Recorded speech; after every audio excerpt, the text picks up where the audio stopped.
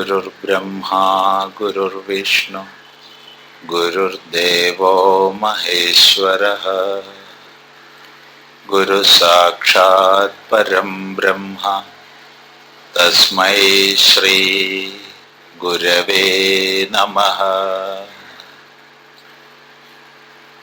ഓം സദാശിവസമാരംഭാം ശങ്കരാചാര്യമധ്യമാം അസ്മദാചാര്യപര്യന്താം വന്ദേ ഗുരുപരമ്പരാം.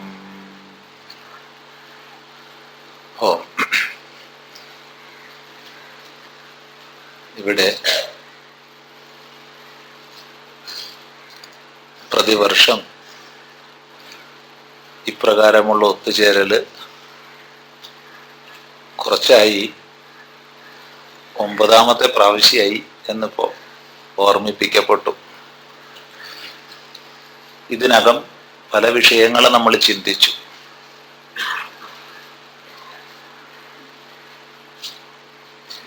ഗുരുദേവ കൃതികൾ ദൈവദശകം ചിന്തിച്ചത് ഓർക്കുന്നുണ്ട്. ഇപ്പോ മറ്റൊരു കൃതി ബ്രഹ്മവിദ്യാ പഞ്ചകം വിസ്തരിച്ച് വ്യാഖ്യാനിച്ച് പഠിക്കാൻ പറ്റില്ല, അത്രയ്ക്കധികം ആഴവും പരപ്പുമെല്ലാം ഉള്ള കൃതിയാണ്. 4 ദിവസം കൊണ്ട് നമുക്ക് അത്ര ആഴത്തിൽ പോകാൻ കഴിയില്ല, എങ്കിലും സാമാന്യം ചിന്തിക്കാം.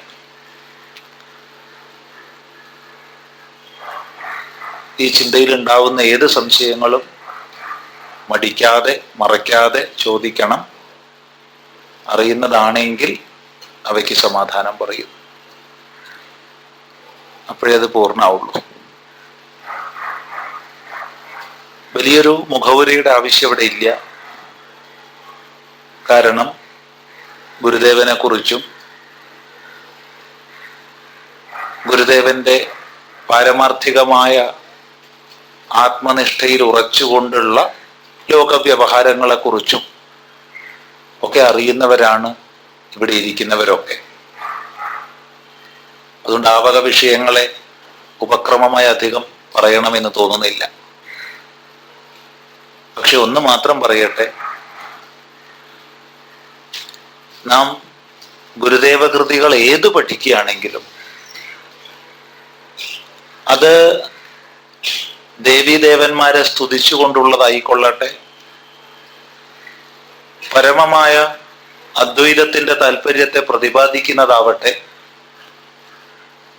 അദ്വൈത വീക്ഷണത്തിന് അനുസൃതമായ സദാചാര ജീവിതത്തെ ഉപദേശിക്കുന്നതാവട്ടെ, ഏത് തന്നെയോ ആവട്ടെ, ശ്രദ്ധയോടുകൂടി അനുസന്ധാനം ചെയ്യുന്ന ജിജ്ഞാസുവിന് വെളിപ്പെടും അനാദിയായ അർഷ പരമ്പരയിലെ അത്യന്ത മഹിമയാർന്ന ഒരു ഋഷിരത്നമാണ് ഗുരുദേവനെന്ന്.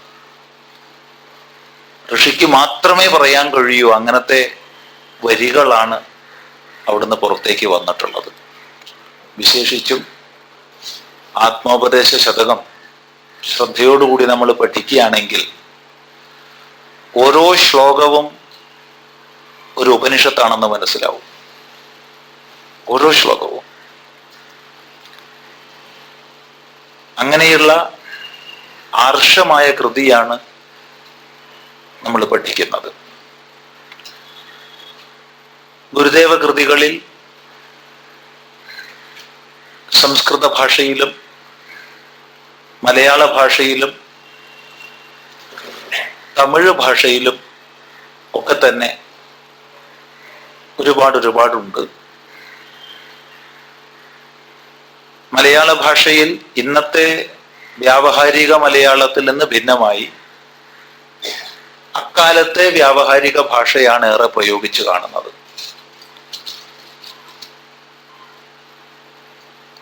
സംസ്കൃതത്തെ സംബന്ധിച്ച് പറയുകയാണെങ്കിൽ ഇത്ര സുന്ദരമായൊരു സംസ്കൃതം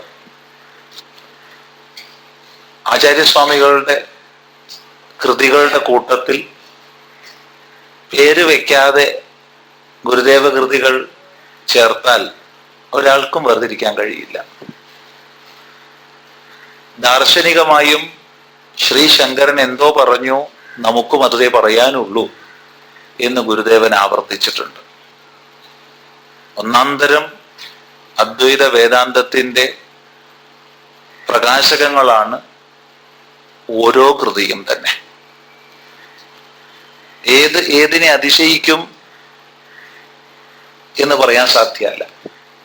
അപ്രകാരമാണ് എല്ലാ കൃതികളും. ഓരോന്നിനും തനത് മഹിമയുണ്ട്.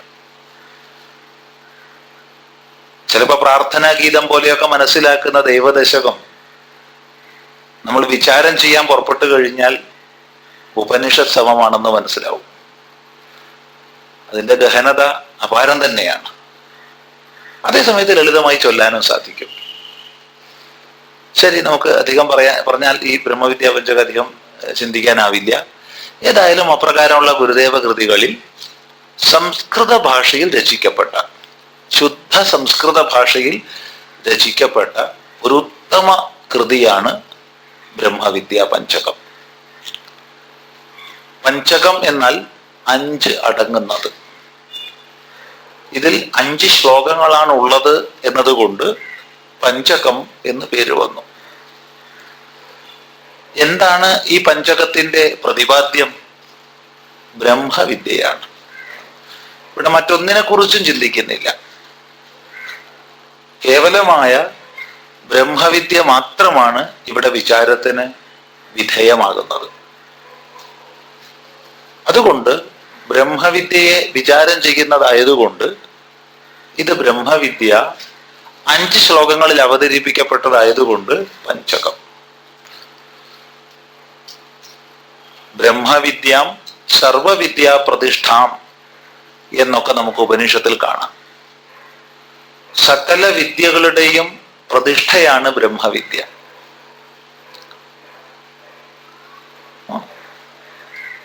വിദ്യയെ 2ആയി വിഭജിക്കാം.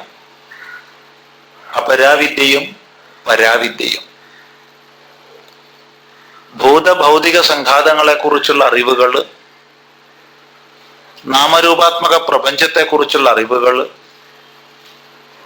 കൃത്യാകൃത്യങ്ങളെയും ധർമാധർമ്മങ്ങളെയും കുറിച്ചുള്ള അറിവുകൾ, ചുരുക്കി പറയട്ടെ ദൃശ്യത്തെ മുഴുവൻ സംബന്ധിക്കുന്ന അറിവുകൾ അപരാവിദ്യയിൽ ഉൾപ്പെടും. ഈ ദൃശ്യത്തെ മുഴുവൻ കണ്ടറിയുന്ന ഞാൻ ആര്?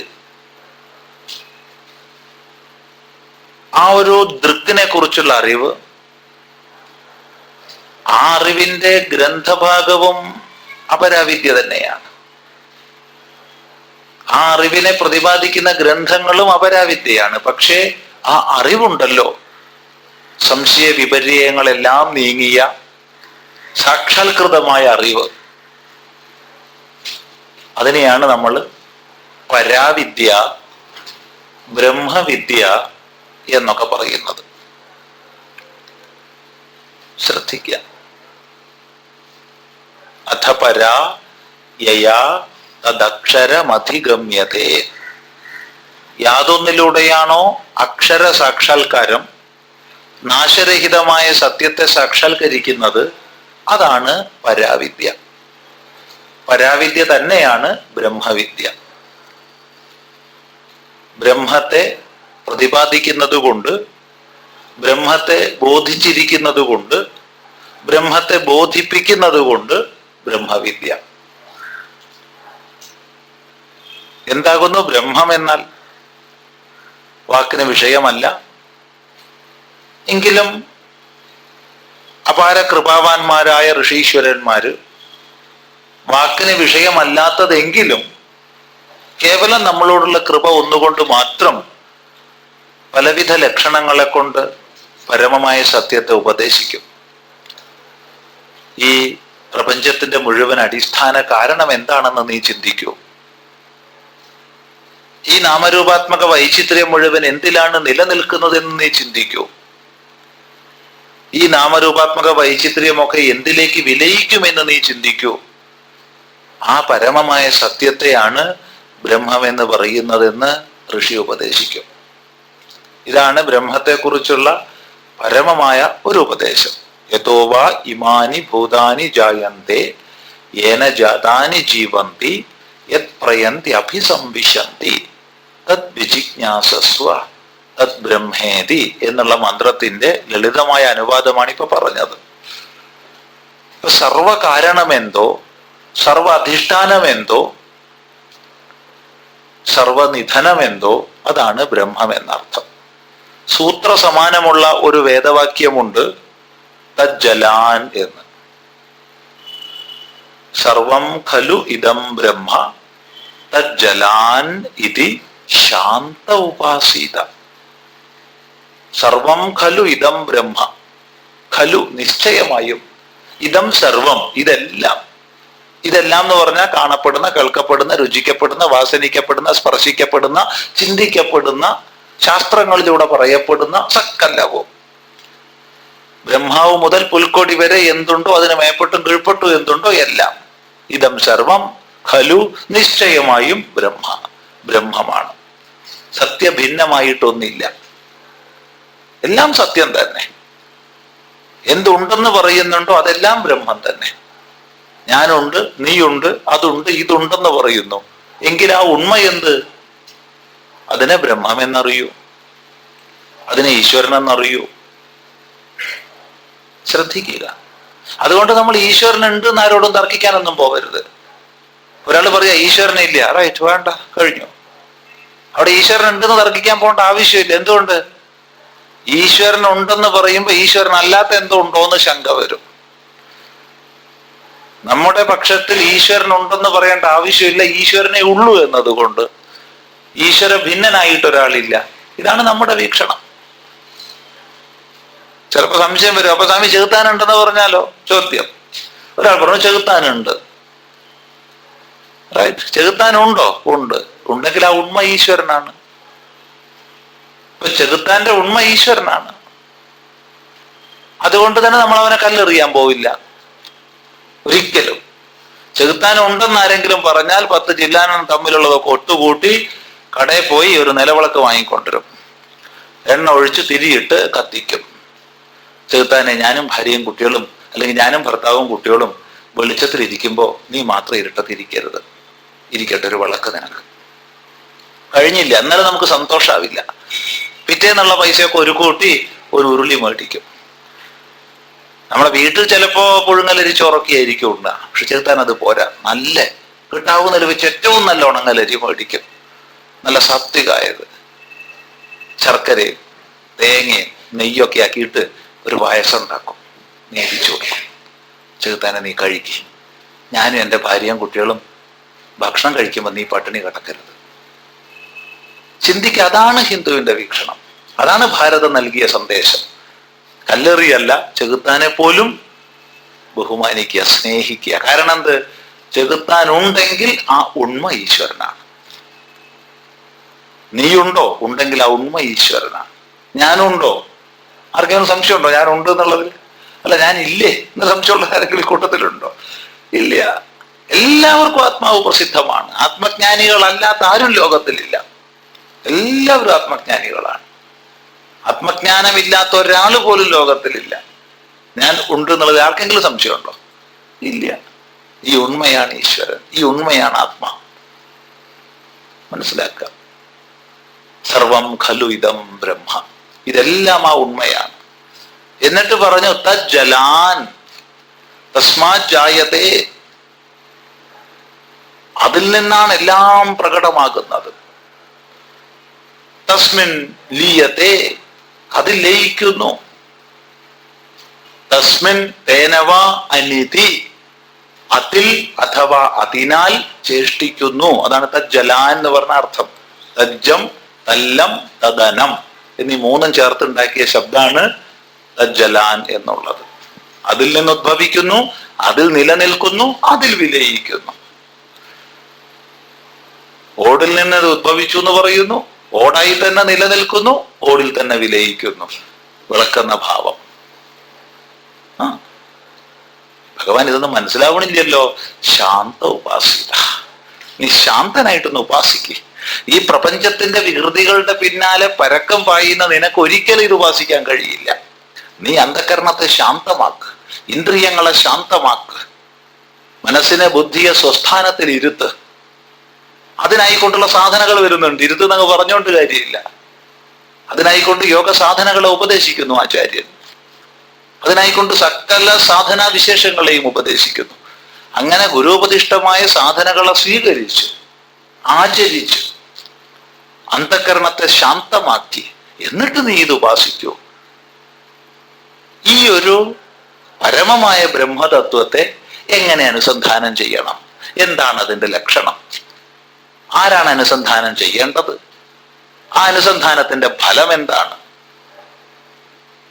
എന്താണ് ബ്രഹ്മലക്ഷണം എന്ന് വേണ്ട ഈ ഒരു വേദാന്തത്തിലെ സകല വിഷയങ്ങളെയും സംഗ്രഹിച്ച് ചർച്ച ചെയ്യുന്ന ഒരു കൃതിയാണ് ഈ ബ്രഹ്മവിദ്യാ പഞ്ചകം.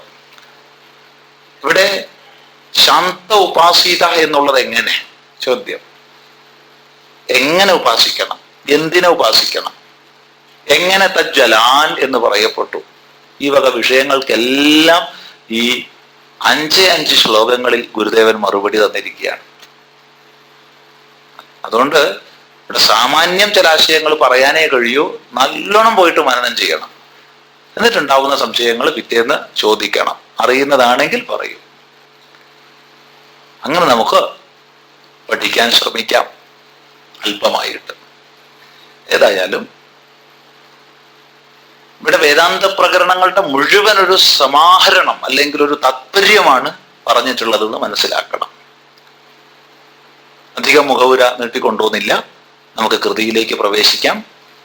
ഇവിടെ 1-ാമത്തെ ശ്ലോകത്തിൽ ആരാണ് ബ്രഹ്മവിദ്യക്ക് അധികാരി?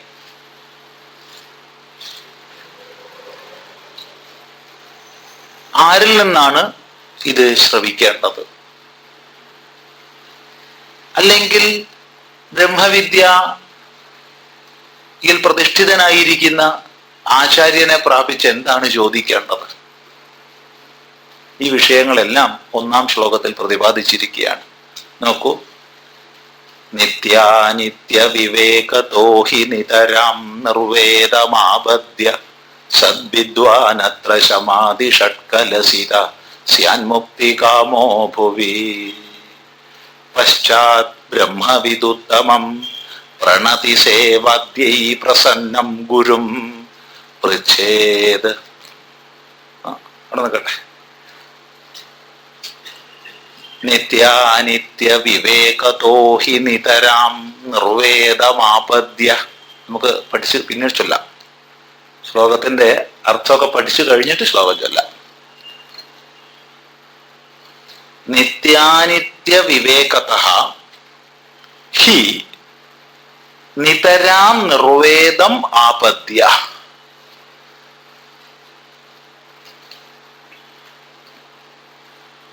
ഇവിടെ നമ്മൾ വേദാന്ത ദർശനം അഥവാ ബ്രഹ്മവിദ്യയാണ് പഠിക്കുന്നത്.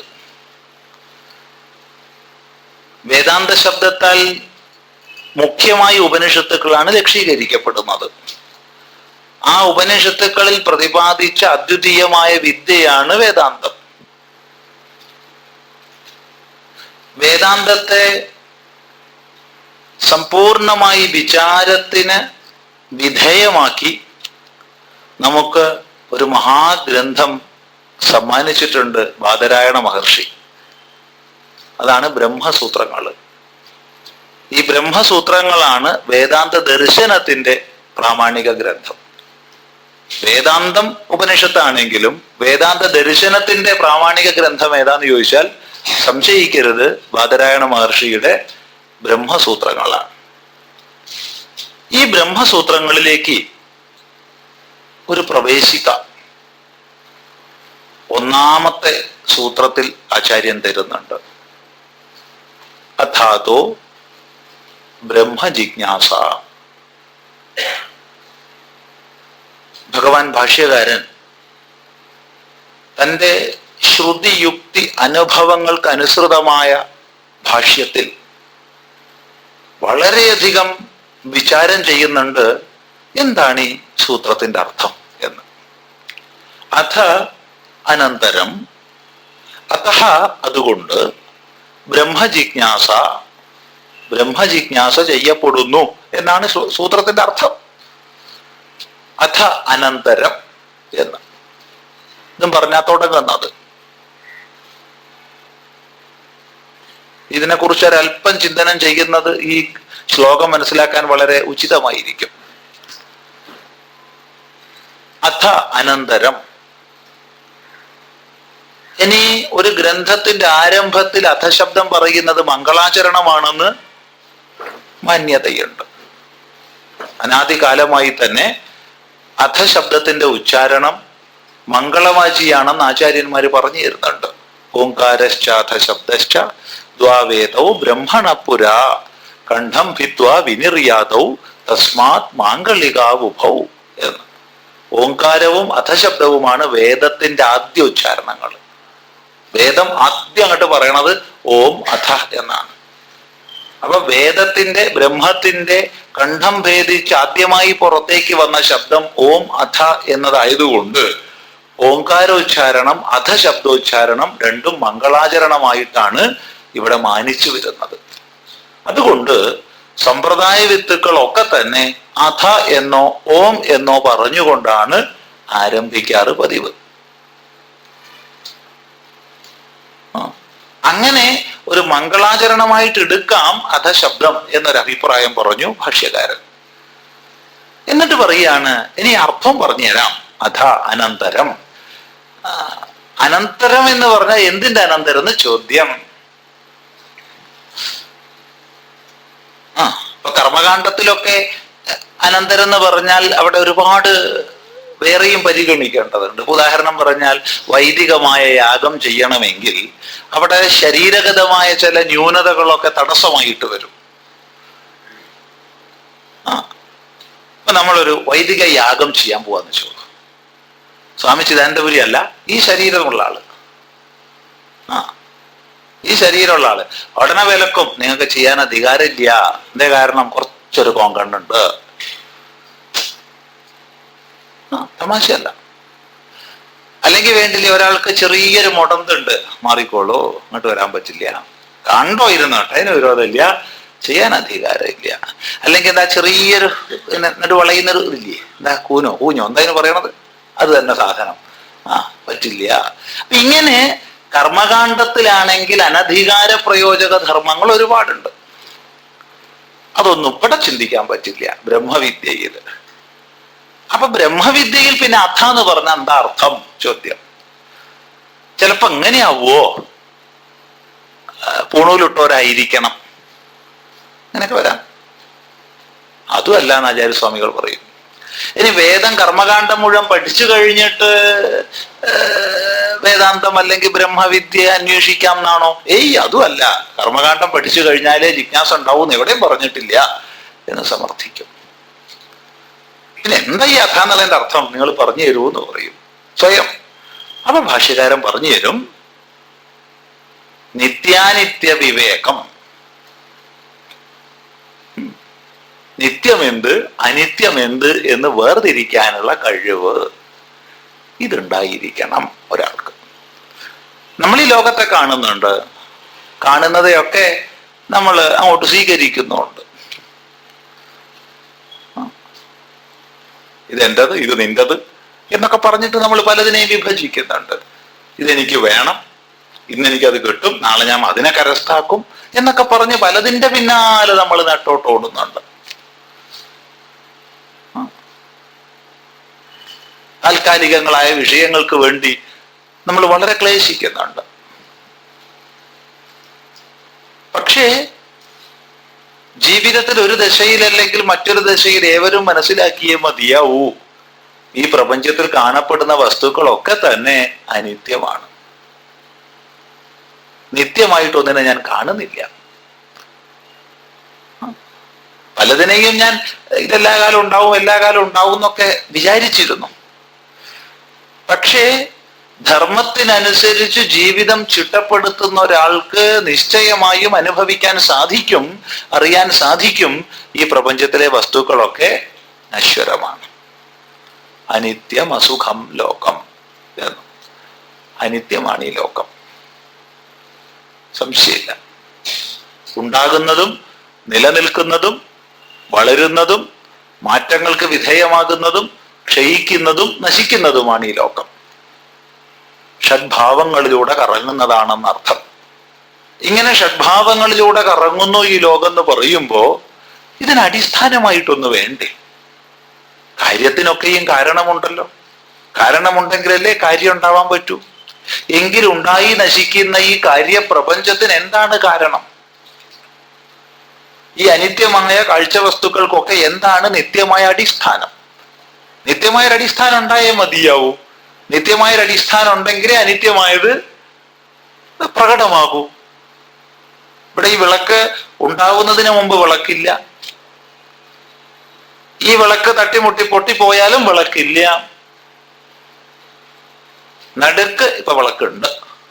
അതുകൊണ്ട് നമുക്ക് വ്യവഹാരത്തിൽ പ്രയോജനമുണ്ട്. എണ്ണ ഒഴിച്ച് തിരിയിട്ട് ആ തിരി കത്തിക്കാൻ സാധിക്കുന്നുണ്ട്. ശരിയാണ്, വ്യവഹാര പ്രയോജനം ഈ വിളക്ക് കൊണ്ടുണ്ട്. പക്ഷെ പദാർത്ഥം ഉണ്ടോന്ന് വിചാരം ചെയ്താൽ ഓടിൽ നിന്ന് ഭിന്നമായിട്ട് ഈ വിളക്കില്ല എന്ന് നമുക്ക് മനസ്സിലാവും. വിളക്കില്ല എന്നാരും പറഞ്ഞിട്ടില്ല. നോക്കണേ, വിളക്കില്ല എന്ന് ഒരു വേദാന്തിയും പറഞ്ഞിട്ടില്ല. വിളക്കുണ്ട്. പക്ഷെ ആ വിളക്കിന് പാരമാർത്ഥികമായ സത്യത്വം ഇല്ല. ഓടിന്റെ സത്യത്വത്താൽ വിളക്ക് ഉണ്ടെന്ന് പറയപ്പെടുന്നു. ഓടുള്ളതിനാൽ ഓട്ടുവിളക്കുണ്ട്. വിളക്കില്ലെങ്കിലും ഓടുണ്ട്. ഓടില്ലെങ്കിൽ വിളക്കില്ല.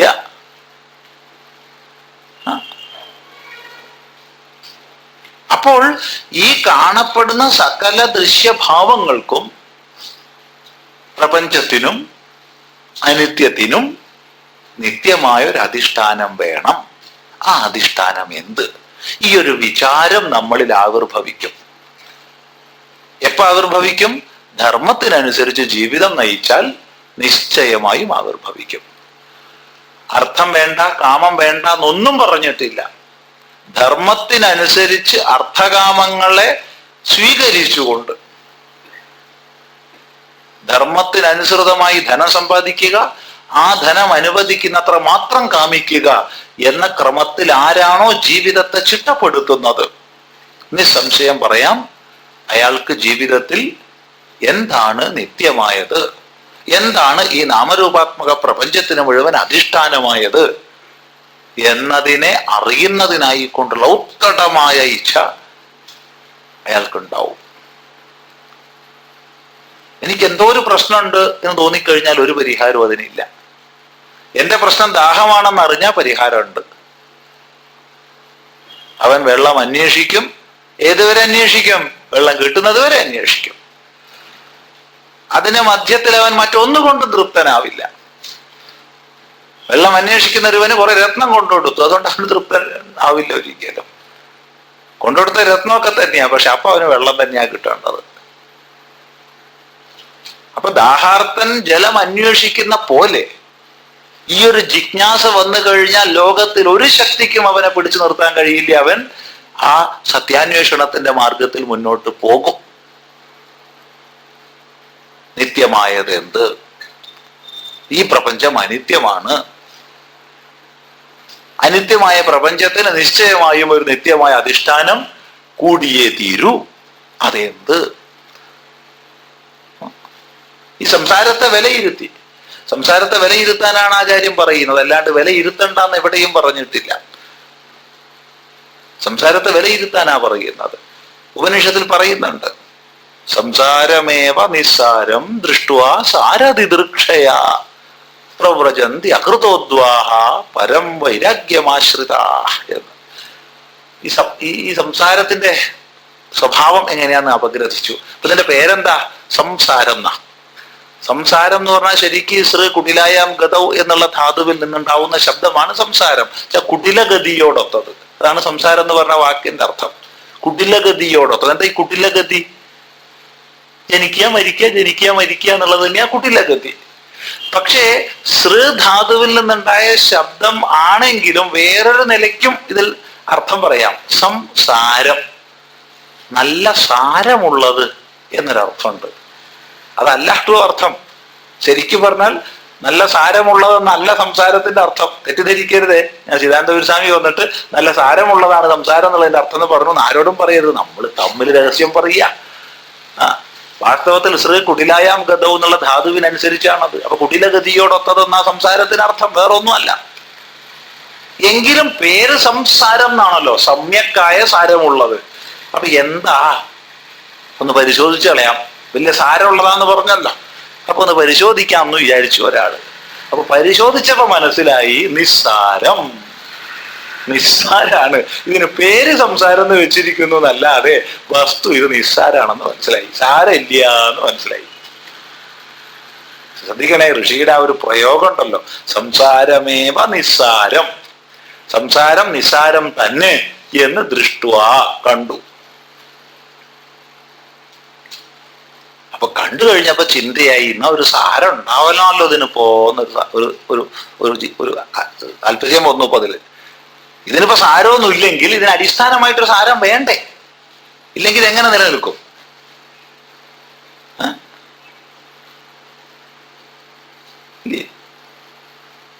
ഒരു സാരത്തെ നിസ്സാരം നിലനിൽക്കൂ, അതിൽ സംശയമില്ല.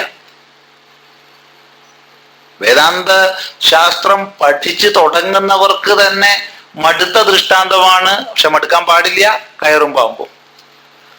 നിങ്ങളൊക്കെ ആയിരക്കണക്കിന് തവണ കേട്ടിട്ടുണ്ടാവും. ഗുരുദേവ കൃതികൾ പഠിക്കണ സമയത്ത് ഇത്ര പ്രാവശ്യം ഗുരുദേവൻ ആവർത്തിച്ചെന്ന് കണക്കില്ല ഈ കയറും പാമ്പും. പക്ഷെ മടുക്കരുത്, അത്ര നല്ല ദൃഷ്ടാന്തം വേറെ കിട്ടാനില്ല. അവിടെ പാമ്പിന്റെ പ്രതീതി ഉണ്ടായിച്ചാൽ അതിന് ആശ്രയമായിട്ട് കയറുണ്ട്. കയറെന്ന അധിഷ്ഠാനമായ വസ്തു ഉള്ളത് കൊണ്ടാണ് പാമ്പിന്റെ പ്രതീതി ഉണ്ടായത്. അപ്പൊ ഭ്രമത്തിനൊരു ആസ്പദം ഉണ്ട്, നിരാസ്പദമായിട്ട് ഭ്രമം ഉണ്ടാവില്ല. അപ്പൊ എന്താ അപ്പൊ ഇതിന്റെ സാരം എന്ന് കാണാനുള്ള ഇച്ഛയായി. അതാണ് സാരദിദൃക്ഷയ, സാരത്തെ കാണുവാനുള്ള ഇച്ഛ കൊണ്ട് പ്രവ്രജന്തി, സന്യസിക്കുന്നു എന്നാ പറയുന്നത്. ബാക്കി ഭാഗം ഇവിടെ ഇപ്പൊ പ്രസക്തമല്ല, അത്ര മതി. ഇനി വല്ലരെയും പിടിച്ച് സന്യസിപ്പിക്കാനാ അപ്പൊ പുറപ്പാടുന്നൊന്നും ചിന്തിക്കേണ്ട ആരും. അവിടെ ഉപനിഷത്തിലെ മന്ത്രം അതുപോലെ പറഞ്ഞു, പ്രവ്രജന്തി. ആര്? അകൃതോദ്വാഹ, കല്യാണം കഴിക്കാത്തവര്. വിവാഹം കഴിക്കുന്നതിന് മുമ്പ് തന്നെ സന്യസിക്കുന്നു. ആര്? പരം വൈരാഗ്യമാശ്രിതാഹ, പരമമായ വൈരാഗ്യത്തെ ആശ്രയിച്ചവരെന്ന്. പരം വൈരാഗ്യം ഉണ്ടെങ്കിൽ അത് സാധിക്കൂ എന്ന് പറയുകയാണ്. അപ്പോ ഇവിടെ ആചാര്യൻ സംസാരത്തെ പരീക്ഷിക്കാനാ പറഞ്ഞു തന്നിട്ടുള്ളത്. സ്പഷ്ടമായി പറഞ്ഞു തന്നു. പരീക്ഷ്യ ലോകാൻ കർമ്മചിതാൻ ബ്രാഹ്മണോ നിർവേദമായാത് നാസ്ത്യകൃതകൃതേന തദ്വിജ്ഞാനാർത്ഥം സ ഗുരുമേവാഭിഗച്ഛേത് സമിത്പാണി ശ്രോത്രിയം ബ്രഹ്മനിഷ്ഠം. വളരെ വ്യക്തമായിട്ട് ഋഷി പറഞ്ഞു തരികയാണ്. ലോകാൻ പരീക്ഷ്യ, ലോകങ്ങളെ പരീക്ഷിച്ചിട്ട് അങ്ങ് ചെന്ന് ചാടിയിട്ടല്ല ലോകത്തില്. ഈ ലോകത്ത് നമ്മൾ കണ്ടാൽ ഒന്ന് പരീക്ഷിക്കുക. എന്താ ഈ പരീക്ഷിക്കുക പറഞ്ഞാൽ? പരീക്ഷ്യ, പരി ആസമന്താത് പൂർണ്ണതയാ ഈക്ഷണം കൃത്വ, ശരിക്കൊന്ന് നോക്കിയിട്ട്, ചുറ്റുപാട് ശരിക്ക് നോക്കി പഠിച്ചിട്ട്, അല്ലാണ്ട് കണ്ടതിൽ അങ്ങ് വീണു അങ്ങനെയല്ല, ശരിക്ക് നിരീക്ഷിക്കുക.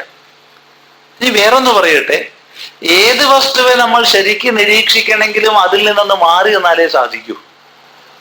അതിനുള്ളിൽ കുടുങ്ങിക്കഴിഞ്ഞാൽ അതിനെ നിരീക്ഷിക്കാൻ കഴിയില്ല, അല്ലേ? ചിന്തിക്കാൻ. ഒരാൾക്കൂട്ടത്ത് പെട്ട് കഴിഞ്ഞാൽ ആൾക്കൂട്ടത്തിന്റെ വൈപുല്യം നമുക്ക് മനസ്സിലാവില്ല. ഒന്ന് മാറി നിൽക്കുന്നവനെ അതിനെ വിലയിരുത്താൻ കഴിയൂ. അപ്പൊ ഈ ലോകത്തിന്റെ കെട്ടുപാടുകളിൽ കുടുങ്ങാതെ കണ്ടു വേണം മാറി നിന്നൊന്ന് നിരീക്ഷിക്കാൻ പഠിക്കണം. അങ്ങനെ പരീക്ഷ്യ ലോകാൻ, ലോകങ്ങളെ, ലോകങ്ങൾ എന്ന് പറഞ്ഞാൽ കാണപ്പെടുന്നവയെ, അനുഭവിക്കപ്പെടുന്നവയെ, ലോക്യത്തെ ദൃശ്യത്തെ ഇത് ലോക, കാണപ്പെടുന്നതാണ് ലോകം. അപ്പൊ കാണപ്പെടുന്ന ലോകങ്ങളെ പരീക്ഷിച്ചിട്ട്, എങ്ങനെയാണ് ലോകങ്ങളെ പരീക്ഷിച്ചിട്ട്? കർമ്മചിതാൻ, കർമ്മചിതങ്ങളായ കർമ്മത്തിലൂടെ സഞ്ചയിക്കപ്പെട്ട ലോകങ്ങളെ പരീക്ഷിച്ചിട്ട്. ബ്രാഹ്മണ നിർവേദമായാത്. ബ്രാഹ്മണൻ സത്വഗുണ പ്രധാനിയായിട്ടുള്ള ആള് നിർവേദമായാത്, നിർവേദത്തെ പ്രാപിക്കണം. ഇവിടെ പ്രാപിച്ചു എന്നർത്ഥം മനസ്സിലാക്കാം. എന്താ നിർവേദം? വൈരാഗ്യം. നാസ്തി അകൃതകൃതേന. ഇതാണ് വൈരാഗ്യത്തിന്റെ സ്വരൂപം. നാസ്തി അകൃതകൃതേന. അകൃതമായത് കൃതമായതിനെ കൊണ്ട് നേടാൻ കഴിയില്ല എന്നുവെച്ചാൽ അർത്ഥം, എന്തെങ്കിലും ലോകത്തിൽ ലൗകികമോ വൈദികമോ ആയ കർമ്മങ്ങളെ ചെയ്തതുകൊണ്ട് സർവകർമ്മത്തിനും ഉപരിയുള്ള പരമമായ തത്വജ്ഞാനം അസാധ്യമാണ്. ഇതാണ് വൈരാഗ്യം. ലൗകിക വൈദിക കർമ്മങ്ങൾ ചെയ്യണ്ടെന്നൊന്നും പറഞ്ഞില്ല. ലൗകിക വൈദിക കർമ്മങ്ങളെ ചെയ്തതുകൊണ്ട് ഒരിക്കലും സകല കർമ്മങ്ങൾക്കും ഉപരിയുള്ള സത്യത്തെ സാക്ഷാത്കരിക്കാൻ സാധിക്കില്ല. നഹ്യധ്രുവൈഹി പ്രാപ്യതേ ഹി ധ്രുവം തത്. അനിത്യങ്ങളായവയെ കൊണ്ട് നിത്യമായതിനെ പ്രാപിക്കാൻ കഴിയില്ല. ഇതങ്ങോട്ട് മനസ്സിലാക്കി. ഇതാണ് വൈരാഗ്യം. എന്നിട്ടോ അതുകൊണ്ട് തന്റെ ഉത്തരം കിട്ടിയില്ലല്ലോ. തദ്വിജ്ഞാനാർത്ഥം, അതിനെ സാക്ഷാത്കരിക്കുന്നതിന് വേണ്ടി സഹ, അങ്ങനെയുള്ള ജിജ്ഞാസു ഗുരുമേവ അഭിഗച്ഛേത്, ഗുരുവെ തന്നെ പ്രാപിക്കണം. ഗുരുവെ തന്നെ എന്ന് പറഞ്ഞാൽ ശ്രദ്ധിക്കേണ്ടതാ. ഏവ ലഘുവെ പ്രാപിച്ചിട്ട് കാര്യമില്ല. ഗുരുമേവ, ഗുരുവെ തന്നെ പ്രാപിക്കണം. ആരെ പ്രാപിക്കേണ്ടത്? ശ്രോത്രിയം ബ്രഹ്മനിഷ്ഠം. ശ്രോത്രിയനും ബ്രഹ്മനിഷ്ഠനുമായ ആളെ പ്രാപിക്കണം. അപ്പൊ ഗുരുവിന്റെ ലക്ഷണം അവിടെ പറഞ്ഞു. ശ്രോത്രിയനും ബ്രഹ്മനിഷ്ഠനുമായ ഗുരുവെ പ്രാപിക്കണം. അപ്പൊ ആര് പ്രാപിക്കണം? വിവേക വൈരാഗ്യങ്ങൾ ഉറച്ചവൻ വേണം പ്രാപിക്കുക. വിവേകത്തിൽ നിന്ന് വൈരാഗ്യം ജനിച്ചവൻ. അല്ലാണ്ടും വൈരാഗ്യം വരാം. ശ്മശാന വൈരാഗ്യം, മർക്കട വൈരാഗ്യം ഒക്കെ പതിവുണ്ട്. അതൊക്കെ ഉണ്ട്. താൽക്കാലികമായിട്ട് എന്തെങ്കിലുമൊക്കെ ജീവിതത്തിൽ ചില പ്രതീക്ഷിക്കാത്തതൊക്കെ സംഭവിക്കുമ്പോൾ, പ്രതീക്ഷിച്ചത് സംഭവിക്കാതിരിക്കുമ്പോ ഒക്കെ ചില വൈരാഗ്യം വരിക. ആ വൈരാഗ്യമൊക്കെ വന്ന പോലെ തന്നെ അങ്ങോട്ട് പോവും. അത് അസ്ഥിര വൈരാഗ്യങ്ങളാണ്. അതല്ല, വിവേകത്തിൽ നിന്ന് ജനിക്കുന്ന വൈരാഗ്യം. അങ്ങനെ വിവേകത്തിൽ നിന്ന് ജനിക്കുന്ന വൈരാഗ്യത്തോടു കൂടിയാണ് അതാണ് ശിഷ്യൻ. ഗുരുമാര് ശ്രോത്രിയനും ബ്രഹ്മനിഷ്ഠനുമാണ്. ശ്രോത്രിയൻ എന്ന് പറഞ്ഞാൽ വിധിപ്രകാരം വിധിവത് അധീത ശ്രുത, വിധിപ്രകാരം ശാസ്ത്രത്തെ ശ്രവണം ചെയ്തവനാണ്, അധ്യയനം ചെയ്തവനാണ്, ഗുരുവിൽ നിന്ന് ശ്രവിച്ചവനാണ്.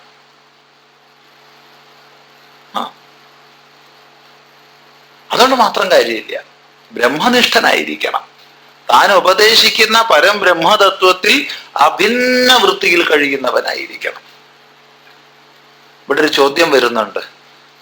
ആ ചോദ്യത്തിന് ഉത്തരം നമ്മൾ കണ്ടെത്തണം. ഗുരു ശ്രോത്രിയനും ബ്രഹ്മനിഷ്ഠനുമാണെന്ന് ശിഷ്യൻ എങ്ങനെ മനസ്സിലാക്കും? ചോദ്യം. അത് സ്വാമിജി ഗുരുവിനോട് സംശയമൊക്കെ ചോദിച്ചാൽ അറിയില്ലേ? ഇല്ല. അപ്പൊ ശാസ്ത്രത്തില് ഇന്ന മാതിരിയൊക്കെ ശ്രോത്രിയം പെരുമാറുക അല്ലെങ്കിൽ ബ്രഹ്മനിഷ്ഠം പെരുമാറുക എന്നൊക്കെ ഉണ്ടാവും. അപ്പൊ അങ്ങനെയൊക്കെയാണോ ഇയാൾ പെരുമാറുന്നത് നോക്കിയാ പോരെ? പോരാ. ഗുരുവെ പിടിക്കാൻ കഴിയില്ല. അത് ശ്രദ്ധിക്കേണ്ടതാണ്. ഉദാഹരണത്തിന് നമ്മൾ മനസ്സിലാക്കി ഗുരു ബ്രഹ്മനിഷ്ഠനല്ലയോ? അതെ, ബ്രഹ്മനിഷ്ഠൻ. ബ്രഹ്മനിഷ്ഠൻ എന്താ ലക്ഷണം എന്നറിയോ? ഇല്ല. പറയൂ. ബ്രഹ്മനിഷ്ഠന് ക്രോധം ഉണ്ടാവില്ല. നല്ല മനസ്സിലാക്കി വെച്ചു. എന്താ മനസ്സിലാക്കി വെച്ചത്? ബ്രഹ്മനിഷ്ഠന് ക്രോധം ഉണ്ടാവില്ല. അങ്ങനെ ഞാൻ ഒരാളെ എക്സ് ബ്രഹ്മനിഷ്ഠനാണെന്ന് കേട്ടു. അവിടത്തേക്ക് പോയി, എക്സ് താമസിക്കുന്നിടത്തേക്ക് പോയി. പക്ഷെ അന്നപ്പോണ്ടല്ല അദ്ദേഹം അങ്ങനെ ദേഷ്യപ്പെട്ടിച്ച് വിറക്കിയാണ് തന്റെ ശിഷ്യനെ അങ്ങനെ തെറി പറഞ്ഞിട്ടുണ്ടല്ലോ. എന്താ ശിഷ്യനെ ചെയ്യണമെന്ന് അറിയില്ല.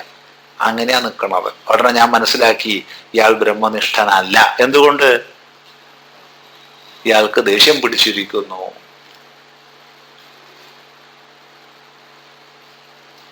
തെറ്റി. കാരണം അദ്ദേഹത്തിന് ദേഷ്യം പിടിച്ചതാണോ അദ്ദേഹം ദേഷ്യത്തെ പിടിച്ചതാണോ എന്ന് നമുക്കറിയോ? നമുക്കെങ്ങനെ അറിയാം? ഒരു മകൻ മരിച്ചു, അച്ഛൻ കരയുന്നു. മകൻ മരിച്ച ഒരു അച്ഛന്റെ ഭാഗം അഭിനയിക്കുന്നു നടൻ. അയാളും കരയുന്നു. ആര് കരയുന്നതിൽ ആ കാഴ്ചക്കാരന് കൂടുതൽ സങ്കടം തോന്നുക? നടൻ കരയുന്നത് കാണുമ്പോൾ കാഴ്ചക്കാരന് സങ്കടം തോന്നുക, വാസ്തവത്തിൽ അവന് വല്ല സങ്കടവും ഉണ്ടോ? അവന് മകൻ മരിച്ചിട്ടൊന്നുമില്ല, മകൻ മരിച്ച അച്ഛന്റെ ഭാഗം അഭിനയിക്കുകയാണ്. ഇത് വളരെ ശ്രദ്ധിക്കേണ്ടതാണ്. അതുകൊണ്ട് പുറമെ നോക്കിയാൽ ഒരാൾ ശ്രോത്രിയനാണോ ബ്രഹ്മനിഷ്ഠനാണോ എന്ന് മനസ്സിലാവില്ല, ഉറപ്പ് മനസ്സിലാവില്ല. കാരണം നമ്മള് ഇത്ര ശാസ്ത്രം പഠിച്ചിട്ട് ഇത്രയൊരു മാനദണ്ഡം ഉണ്ടാക്കി വെക്കും. എന്ത് മാനദണ്ഡം? ഈ മാനദണ്ഡത്തിന് അളക്കാൻ കഴിഞ്ഞാൽ അയാൾ ശ്രോത്രിയനാണ്, ബ്രഹ്മനിഷ്ഠനാണ്, അല്ലെങ്കിൽ അല്ല. അവിടെ തെറ്റും. വല്ലാത്ത വിഷയമാണേ അത്, വലിയൊരു വിഷയമാണ്. നമുക്കൊരിക്കലും ജീവിതത്തിൽ തകരാറ് സംഭവിക്കരുത്. പലപ്പോഴും നമ്മൾ ഇന്ന് ശ്രോത്രിയനാണോ ബ്രഹ്മനിഷ്ഠനാണോ എന്നൊക്കെ മാനിക്കുന്നത് പ്രസംഗം കേട്ടിട്ടോ, അല്ലെങ്കിൽ എത്ര ശിഷ്യന്മാരുണ്ടെന്ന് നോക്കിയിട്ടോ, എത്ര വേദിയിൽ പ്രസംഗിച്ചു എന്ന് നോക്കിയിട്ടോ ഒക്കെ ആയിരിക്കും. തെറ്റിപ്പോവും തീർച്ചയായിട്ടും. ഒരാൾ പ്രസംഗിക്കണതോ പുസ്തകം എഴുതണതോ അല്ലെങ്കിൽ മറ്റുള്ളവരുടെ മുമ്പിൽ ബാഹ്യമായി അഭിനയിക്കുന്നതോ ഒന്നുമല്ല ഒരാളുടെ ശ്രോത്രിയത്വത്തിന്റെയോ ബ്രഹ്മനിഷ്ഠയുടെയോ ലക്ഷണം. അങ്ങനെ കണക്കാക്കിയാൽ തെറ്റിപ്പോവും. നമ്മൾ ഇത്രയുള്ളൊരു മാനദണ്ഡം ഉണ്ടാക്കി വെച്ചാൽ അതിനേക്കാൾ തെറ്റും. ഒരു ദൃഷ്ടാന്തം പറയാം. ഒരു മഹാ തപസ്വിയും പരമതത്വജ്ഞാനിയുമായിരുന്നൊരു മഹാപുരുഷൻ പറഞ്ഞു തന്നൊരു കഥയാണ്.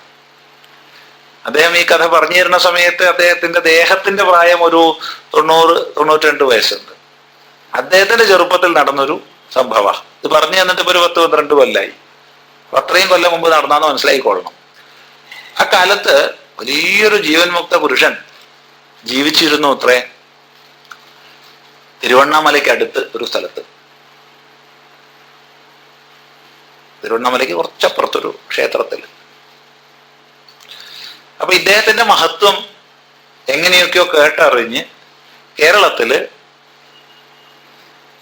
പാലക്കാട് ജില്ലയിൽ കുറച്ചിങ്ങോട്ടുള്ള ഭാഗത്ത് 4-5 ചെറുപ്പക്കാർ പുറപ്പെട്ടു ആ മഹാത്മാവിനെ ഒന്ന് പോയി നമസ്കരിക്കാൻ പോയിട്ടുണ്ട്.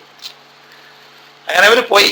അന്ന് ബസ്സുകളില്ല, ഒന്നുമില്ല, തീവണ്ടി ഉണ്ട്. ആ തീവണ്ടിക്ക് ഒക്കെ കഷ്ടപ്പെട്ട് പോയി. ഇന്നത്തെ പോലെ അല്ല പോയി. അവിടുന്ന് ജോലാർപേട്ട എത്ര സമയത്ര വേണം അന്നത്തെ വണ്ടിക്ക്.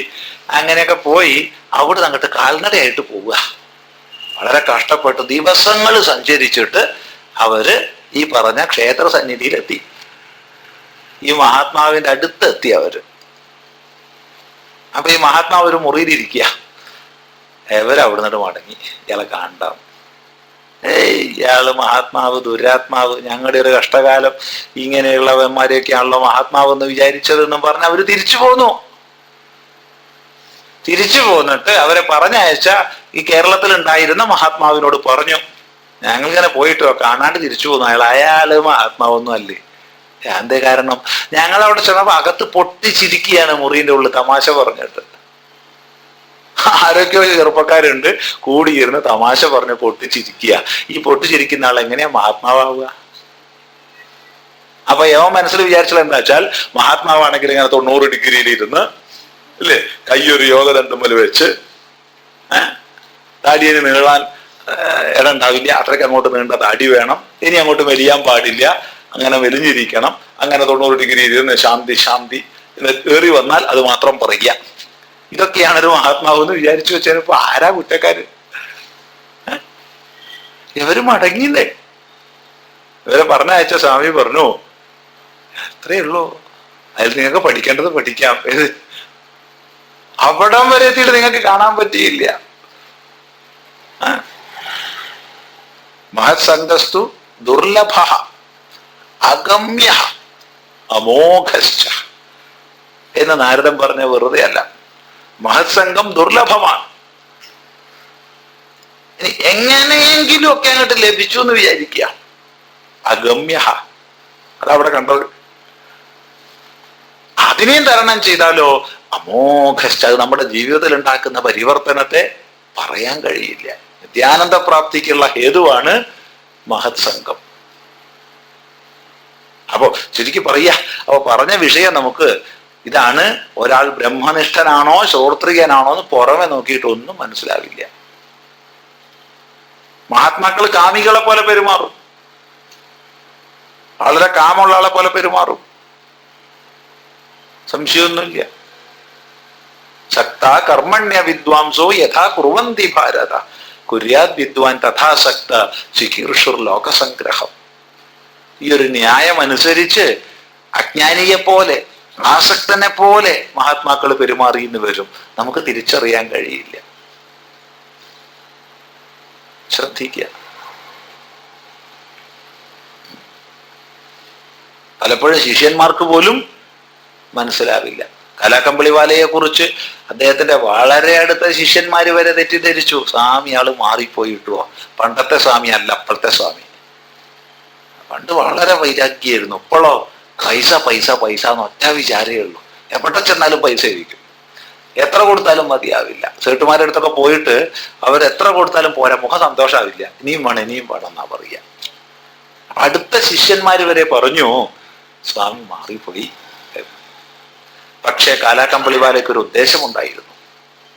അന്ന് ഹിമാലയത്തില് തീർത്ഥയാത്രികർക്ക് യാതൊരു സൗകര്യം ഉണ്ടായിരുന്നില്ല. അന്ന് ഹരിദ്വാർ വരെ റോഡ് വഴി വാഹനങ്ങൾ പോകും, റെയിൽ വഴിയും പോവാം. അതിനപ്പുറത്തേക്ക് ബദരി, കേദാർ എല്ലാ സ്ഥലത്തേക്കും കാൽനടയായി പോവുകയാണ്. ഒരു സൗകര്യമില്ല, റോഡില്ല, ഒന്നുമില്ല, വിശ്രമിക്കാൻ സ്ഥലമില്ല, ഭക്ഷണമില്ല. എന്നാൽ എത്രയോ മഹാത്മാക്കൾ സഞ്ചരിക്കുകയും ചെയ്യും. വലിയ ഭാണ്ഡവും പേറി അവർ പോവും.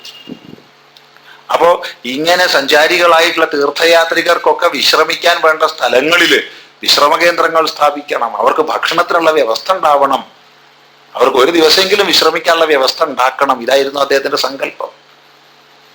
അതങ്ങോട്ട് ഉണ്ടാക്കി കഴിഞ്ഞു. ഉണ്ടാക്കി കഴിഞ്ഞിട്ടോ സുഖമായി നടത്തിപ്പിക്കാനുള്ള വ്യവസ്ഥ ചെയ്തു. സകലവും ശിഷ്യന്മാരെ ഏൽപ്പിച്ച ശേഷം അതുവരെ താൻ പുതച്ചിരുന്ന കറുത്ത കമ്പിളി ഉണ്ടല്ലോ, അത് ഹേതുവായിട്ടാ കാലാകമ്പിളി എന്ന് പേര് വന്നത്, കാലാകമ്പിളിവാല. അതുകൂടി അങ്ങോട്ട് ഉപേക്ഷിച്ചിട്ട് അങ്ങ് പോവുക ചെയ്തത്. ഒരിക്കലും മഹാപുരുഷന്മാരെ വിലയിരുത്താൻ കഴിയില്ല. വിലയിരുത്താൻ പോകരുതേ, അപകടവും.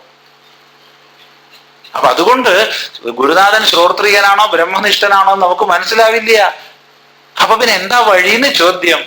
ശ്രോത്രിയനും ബ്രഹ്മനിഷ്ഠനുമായ ഗുരുനാഥനെ ലഭിക്കാൻ എന്താ വഴിയുള്ളത് ചോദ്യം. ഒറ്റ മറുപടിയേ ഉള്ളൂ. ഒരാൾ ഗുരുവാകുന്നത് ആർക്കാണ് ഗുരുവാകുന്നത്? എല്ലാവർക്കും ഗുരുവാ? ഒരു ഗുരു ശിഷ്യനും കൂടി കടയിൽ ചെന്നു, കട ഉടമസ്ഥന് ഗുരുവാ? നല്ല കസ്റ്റമറാണ്, വേറെന്ത്? ഒരു ഗുരു ശിഷ്യനും ബസ് കയറി, കണ്ടക്ടർക്ക് ഗുരുവാ? അല്ല, യാത്രക്കാരനാണ്. എങ്ങോട്ടാ പോകേണ്ടത്? ടിക്കറ്റ് മുറിച്ചു, അത്രയേ ഉള്ളൂ. അപ്പൊ ഗുരുവാകുന്നത് ശിഷ്യനാണ്. ശിഷ്യന് നോക്കണം, ശിഷ്യം പ്രതി ഗുരു. അപ്പൊ ശരിയായ ഗുരുവെ, ശ്രോത്രിയനും ബ്രഹ്മനിഷ്ഠനുമായ ഗുരുവെ കിട്ടാൻ ഒറ്റ വഴിയേ ഉള്ളൂ, രണ്ട് വഴിയില്ല. ഒറ്റ വഴി എന്താ? ശരിയായ ശിഷ്യനാവുക. ശിഷ്യഗുണം തന്നിലുണ്ടോ എന്ന് നിരൂപണം ചെയ്യാം. എന്നാൽ മാത്രമേ നമുക്ക് ശരിയായ ഗുരുവെ കിട്ടൂ. ആ ശിഷ്യഭാവം നമ്മളിൽ ഉണ്ടാവണം, അതാണ് മുഖ്യം. അതുകൊണ്ട് ഇവിടെ ഗുരുദേവൻ ഗുരുവിന്റെ ലക്ഷണം അല്ല അധികം പറയണത്, ശിഷ്യ ലക്ഷണമാണ് പറയണത്. ഗുരുവിന്റെ ലക്ഷണം അധികം പറഞ്ഞാൽ നമുക്ക് തെറ്റിദ്ധാരണ വരും. നമ്മൾ ഗുരുവെ അളന്നുകൊണ്ടിരിക്കും.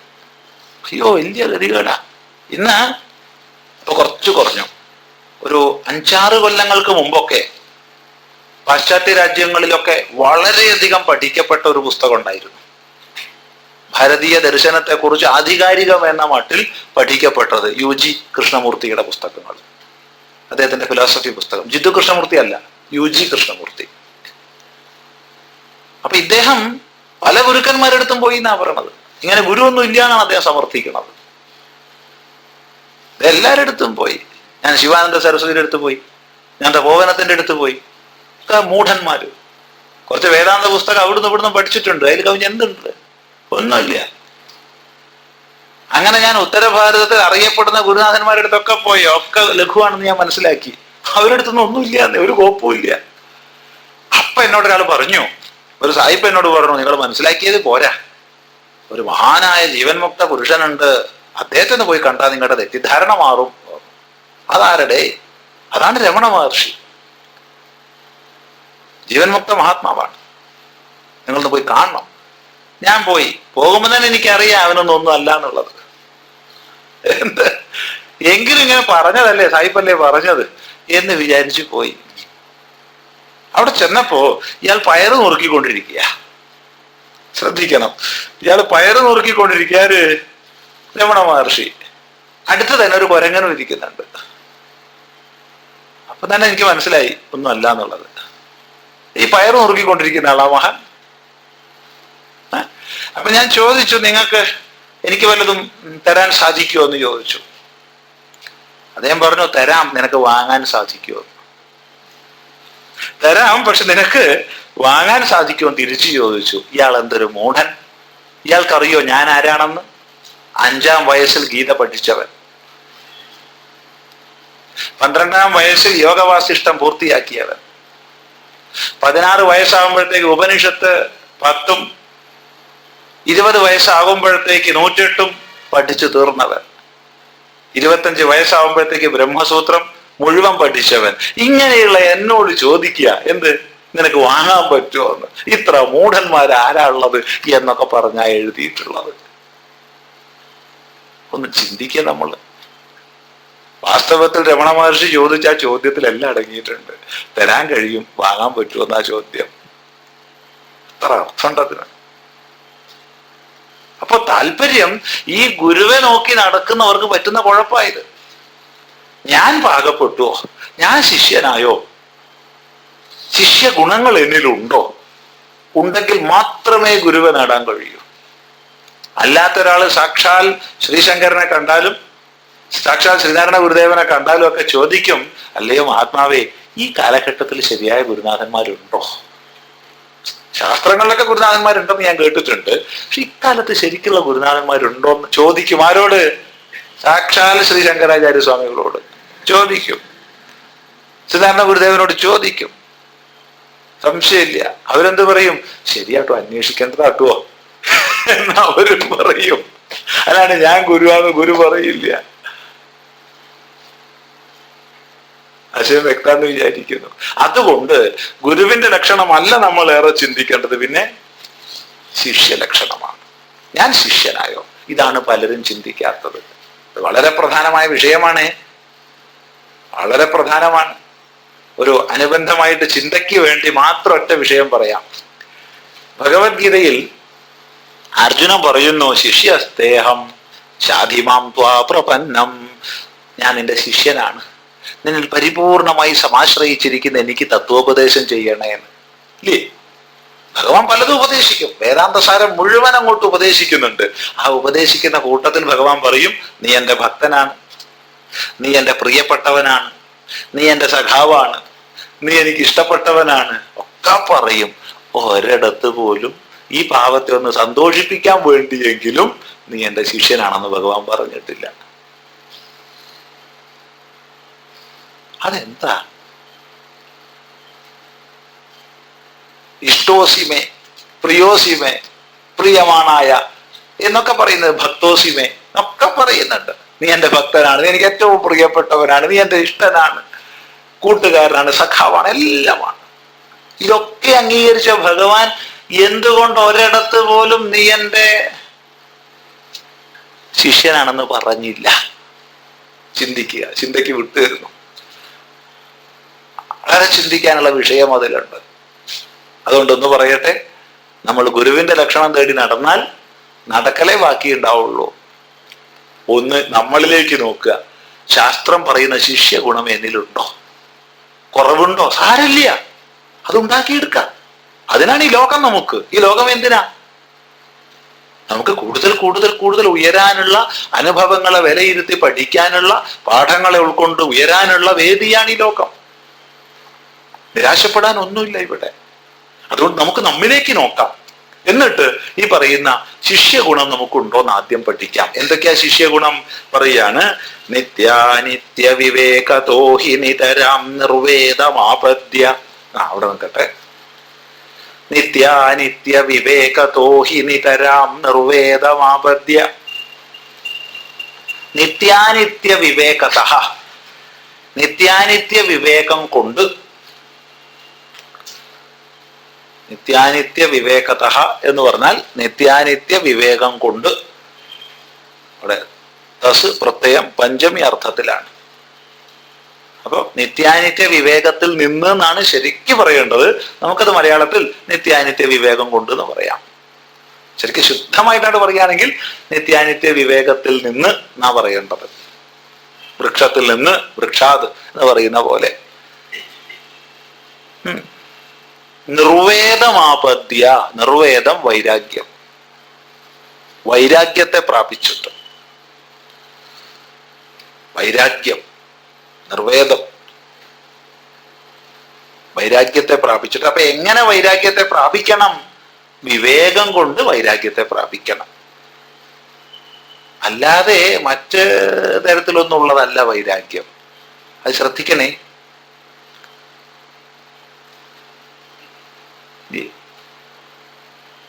മുമ്പ് ഇങ്ങനെ കറങ്ങണ കാലത്തൊക്കെ ചിലർ ചോദിക്കും, എന്തായിരുന്നു കാരണം?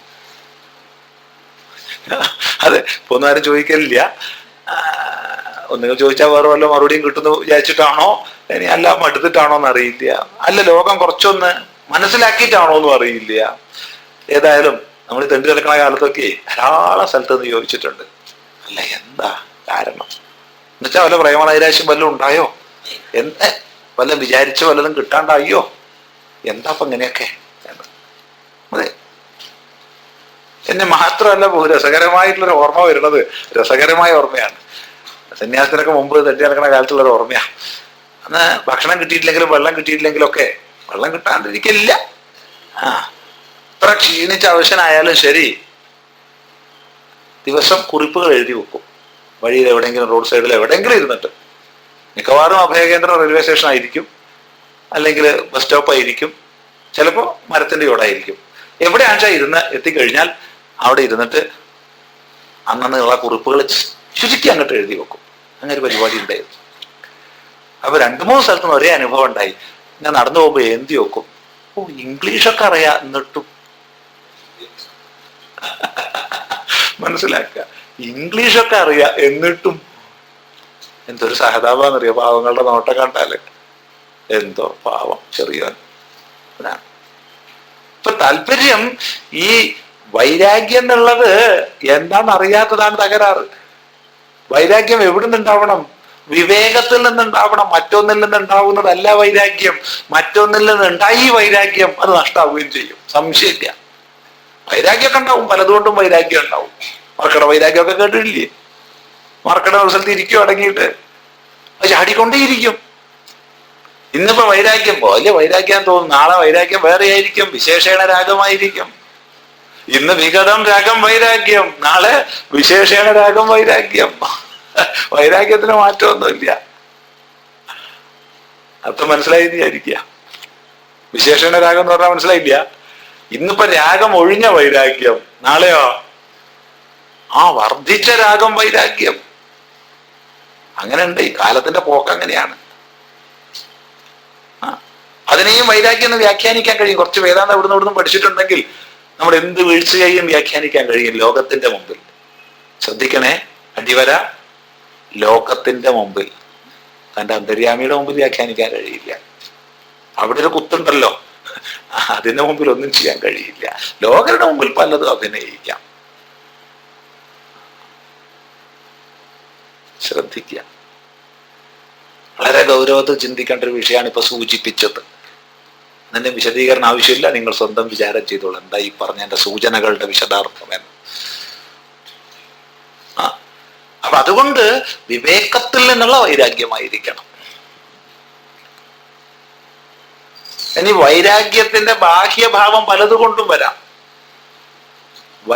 ശ്രദ്ധിക്കുക, വൈരാഗ്യത്തിന്റെ ബാഹ്യഭാവങ്ങൾ പലതുകൊണ്ടും വരാം. ഉദാഹരണം, ആശ്രമത്തില് എന്തോ ഒരു ചടങ്ങ് കഴിഞ്ഞു, എന്തോ ഒരു അന്തര്യോഗമൊക്കെ കഴിഞ്ഞ സമയമാണ്. അപ്പൊ ഒരു കൊച്ചു മോനുണ്ട് അവിടെ. ഞാൻ കോഴിക്കോട്ടുള്ളവനാ. ഒരു കൊച്ചു മോൻ, അവൻ സ്കൂളൊക്കെ പൂട്ടി കഴിഞ്ഞാൽ അവിടെ വന്ന് നിൽക്കും. അങ്ങനെ ഉണ്ട്. ഇപ്പൊ കുറച്ച് വലുതായി. അപ്പൊ അവൻ നമ്മള് ഇരിക്കണ റൂമിൽ അവിടെ ഇരിക്കുന്നുണ്ട്. അപ്പൊ പല ആൾക്കാരും വരുന്നു, നമസ്കരിക്കുന്നു. ഈ നമസ്കരിക്കുന്നവരൊക്കെ സാമാന്യം ദക്ഷിണയും വെക്കുന്നുണ്ട്. ചുരുക്കി പറഞ്ഞാൽ നല്ലൊരു സംഖ്യ അവിടെ ഇങ്ങനെ ദക്ഷിണയായിട്ട് വീഴുന്നുണ്ട്. അപ്പൊ ഇവരതൊക്കെ നോക്കുന്നുണ്ട്. ഇങ്ങനെ നല്ല ബുദ്ധിമാനാ. ഒരു 3.5 വയസ്സ് 4 വയസ്സേ ഉണ്ടാവുള്ളൂ അന്ന്. 4-4.5 ഉണ്ടാവും. 1-ാം ക്ലാസ്സിൽ ചേർക്കുക ആ സമയത്താ. അപ്പൊ കുറെ നേരം അവനൊക്കെ നോക്കി, ആൾക്കാർ ഇങ്ങനെ വരണു, നമസ്കരിക്കണു, ഒക്കെ ദക്ഷിണ വെക്കുന്നുണ്ട് എല്ലാവരും. പോകാൻ പറഞ്ഞു, സ്വാമിജി എനിക്കൊരു സ്വാമിയാവണം. എന്താടാ നീയല്ലേ പോലീസ് ആവണം എന്നൊക്കെ പറഞ്ഞത് ഇന്നലെയൊക്കെ? ഇന്നലെ നീ പറഞ്ഞ പോലീസ് ഇൻസ്പെക്ടർ ആവണമെന്ന്, ഇന്നലെ നീ സ്വാമി ആവണം എന്ന് പറഞ്ഞത്. എത്ര പൈസ സ്വാമിക്ക് കിട്ടണത്? ഞാൻ മോനെ നീ ഒരു കാര്യം ചെയ്, നീ ഇവിടെ തന്നെ ഇരിക്കുന്നു. എന്നാൽ നീ സ്വാമിയാവാൻ പുറപ്പെടണമല്ലേ, ഇന്ന് നീ ഇവിടെ തന്നെ ഇരിക്കണം. അങ്ങോട്ടും ഇങ്ങോട്ടും അനങ്ങാൻ സമ്മതിക്കില്ല, ഇരിക്കാം അവിടെ. ഞാൻ ഇവിടെ തന്നെ ഇരിക്കും. നല്ല കുട്ടിയാണ്, അതൊരു പ്രതീക്ഷയുള്ള കുട്ടിയാണ്, നല്ലൊരാളാവും. കോഴിക്കോടാണ് അവൻ്റെ വീട്. അപ്പൊ കുറച്ചു നേരം കഴിഞ്ഞപ്പോൾ ആശ്രമത്തിൽ പീടികയിലേക്ക് കൊടുക്കേണ്ട ആൾക്കാരുടെ കണക്കുമായിട്ട് വരവായി. അവിടെ എല്ലാ കാര്യവും നോക്കി നടക്കുന്ന ഒരാളുണ്ട്. എവിടെ വന്നു, സ്വാമി ഇന്ന പീടികയിൽ ഇത്ര ഉണ്ട്, അതെടുത്തെടുത്തു. അന്ന പീടികയിൽ ഇത്ര ഉണ്ട്, അതെടുത്തു. ഇന്ന പീടികയിൽ ഇത്ര ഉണ്ട്, ശരി. ലൈറ്റ് ആൻഡ് സൗണ്ടിന് ഇത്ര ഉണ്ട്, അതിന് ഇത്ര ഉണ്ട്, ഇതിന് ഇത്ര ഉണ്ട്. അവസാനം നോക്കുമ്പോ ഒന്നുമില്ലാന്നല്ല, കുറച്ച് മൈനസാ. അതിനിപ്പോ എന്താ ചെയ്യാന്നായി. ഉടനെ ഇവൻ പറയാ, എനിക്ക് സ്വാമി ആവണ്ടോ, സ്വാമി ആവണ്ടോ. അർത്ഥം മനസ്സിലായി വിചാരിക്കുക. അപ്പൊ ചിലപ്പോ വൈരാഗ്യത്തിന്റെ ബാഹ്യ ലക്ഷണങ്ങള് പലതുകൊണ്ടും അണിയാം. അത് വൈരാഗ്യമല്ല. അർത്ഥം ശരിക്കും മനസ്സിലാക്കുക. ഇതൊക്കെ നല്ലോണം പഠിച്ചിട്ടില്ലെങ്കിൽ നമ്മൾ ലോകത്തിൽ വഞ്ചിതരായി പോകും. അതുകൊണ്ട് ഗുരുദേവൻ പറയുന്നു, നിത്യാനിത്യ വിവേകതോഹി ഹി, നിശ്ചയമായും. ഹി എന്നതിന് നിശ്ചയമായും എന്നർത്ഥം. പാഠം നിശ്ചയമായും നിത്യാനിത്യ വിവേകം കൊണ്ട്, നിത്യമെന്ത് അനിത്യമെന്ത് എന്ന വിവേകം കൊണ്ട്. ഈ വിവേകം ജീവിതത്തിൽ ഒരിക്കലല്ലെങ്കിൽ മറ്റൊരിക്കൽ എല്ലാവരുടെ ഉള്ളിലും വരാറില്ലേ? ഇല്ല. എല്ലാ കാലവും ഉണ്ടാവുമെന്ന് നമ്മൾ വിചാരിച്ച് താലോലിച്ച വസ്തുക്കളൊക്കെ കൊഴിഞ്ഞൊഴിഞ്ഞു പോകുമ്പോ നമ്മൾ ചിന്തിക്കാറില്ലേ ജീവിതത്തിന്റെ നശ്വരതയെ കുറിച്ച്? കുറച്ചു നേരം ഇല്ലേ, അത്രേ ഉണ്ടാവുള്ളൂ. അത് കഴിഞ്ഞ് പിന്നെ അതും ചിന്തിച്ചുകൊണ്ടിരിക്കുകയല്ലേ. പിന്നെ അതിനെ നമ്മൾ ഓർമ്മിക്കാൻ ചില ദിവസങ്ങളൊക്കെ വയ്ക്കും, കൊല്ലത്തിലൊരു ദിവസം ഓർമ്മിക്കാം എന്നൊക്കെ വയ്ക്കും. അത് ലോക സ്വഭാവമാണ്. അങ്ങനെയല്ലേ ലോകം നടക്കൂ, അല്ലാണ്ട് ലോകത്തിന്റെ നിലനിൽപ്പുണ്ടാവുമോ? ലോക ജീവിതം നമുക്ക് വിലയിരുത്താനും പഠിക്കാനും പാഠങ്ങളെ ഉൾക്കൊണ്ട് ഉയരാനുമുള്ള വേദിയാണ്. ഇതിനെ ശരിക്കും ഉപയോഗിച്ചു കഴിഞ്ഞാൽ നിശ്ചയമായും നിത്യമെന്ത് അനിത്യമെന്തെന്ന് വിചാരം ചെയ്യാനുള്ള കഴിവ് നമുക്കുണ്ടാവും. ഈ നിത്യാനിത്യ വിവേകത്തിൽ നിന്ന് വേണം വൈരാഗ്യം വരാൻ. എന്താണ് വൈരാഗ്യം? രാഗം ഒഴിഞ്ഞ അവസ്ഥ. രാഗം തീർത്തും ഒഴിഞ്ഞ അവസ്ഥ. എന്താ രാഗം? സുഖാനുശയി രാഗ.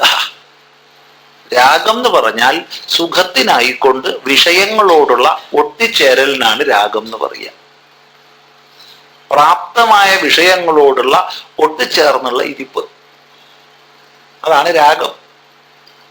ഈ ലോകത്തിലെ വിഷയങ്ങളിൽ നമുക്ക് രാഗം ഉണ്ടാവാം. സ്ത്രീ, പുരുഷൻ, അത് ഇത്, സ്ഥാനമാനങ്ങൾ, പേര്, പദവി, പ്രശസ്തി, ധനം, അത് ഇത് എന്തൊക്കെയാന്ന് പറയാൻ പറ്റില്ല. എനിക്ക് യാതൊരു രാഗവും ഇല്ല എന്നൊരു ഭാവത്തെ കാണിക്കാനുള്ള പ്രകടനത്തോടുള്ള രാഗവും ആവാം. ഇല്ല, അതെ, അതുണ്ട്. ഞാൻ വളരെ സിമ്പിൾ ആണ് കേട്ടോ എന്ന് കാണിക്കാൻ വേണ്ടിയിട്ടുള്ളൊരു അതുണ്ടാവാം. ഇല്ലേ? അതൊക്കെ ഉണ്ട്. ഇല്ല എന്ന് പറയാൻ വയ്യ.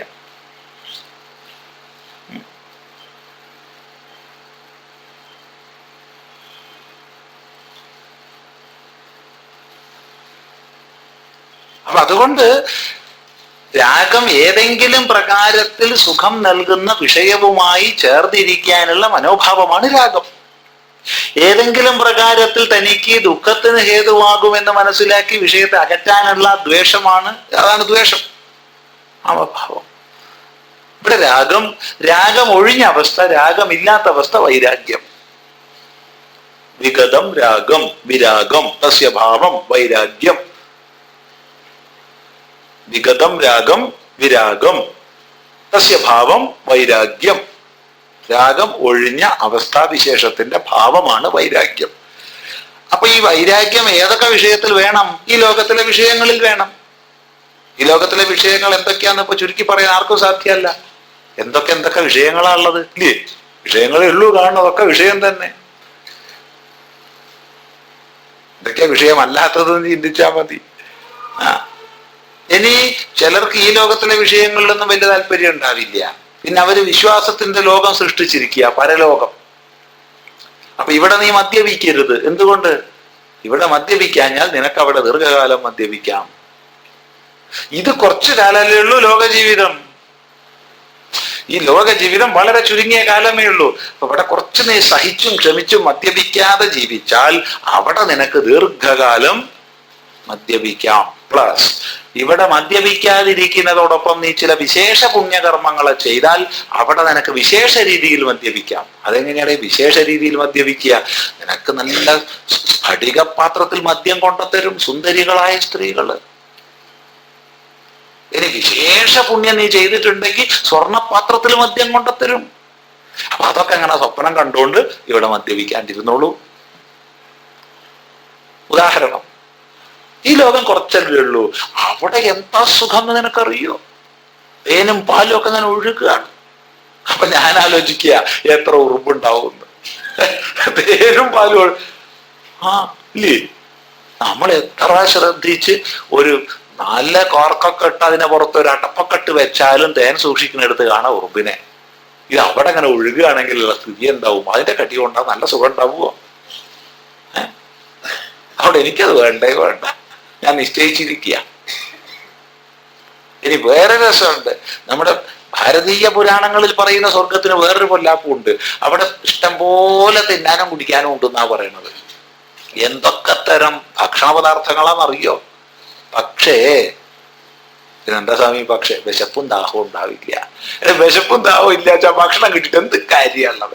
ഈ ഭക്ഷണത്തിനാരാ സ്വാദ് കൊടുക്കുന്നത്? മസാലയാ? വിശപ്പാണ് സ്വാദ് കൊടുക്കുന്നത്. വിശപ്പില്ലാത്ത ഒരാൾക്ക് ഭക്ഷണം കിട്ടിയാൽ അത് ശല്യമാ. ഒരു ഭക്ഷണം അവിടെ വെക്കും, നീ അവിടെ മൂടി വെച്ചോളൂ കേട്ടോ, ഞാൻ വരാം എന്ന് പറഞ്ഞിട്ട് കുപ്പി കൊടുത്ത് വല്ല വൈദ്യരുടെ അടുത്തേക്ക് പോകും. അല്ല വൈദ്യരെ, വല്ല അരിഷ്ടം വരാനുണ്ടോ? കുറച്ച് ദിവസമായിട്ട് വിശപ്പില്ല എന്ന് പറയില്ലേ നമ്മള്? ചിന്തിക്കുക.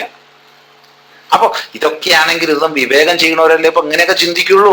മറ്റൊരു വിശ്വസിക്കണവരല്ലേ പുസ്തകത്തിൽ എന്താ പറഞ്ഞത് അതാണ്ട് വിശ്വസിക്കും. അവിടെ ഒരു സ്വർഗമുണ്ട്, വാഗ്ദത്തമായ സ്വർഗം. അവിടെ കേമാണ്. അപ്പൊ അതിനെ കിട്ടാനുള്ള ആഗ്രഹമായി.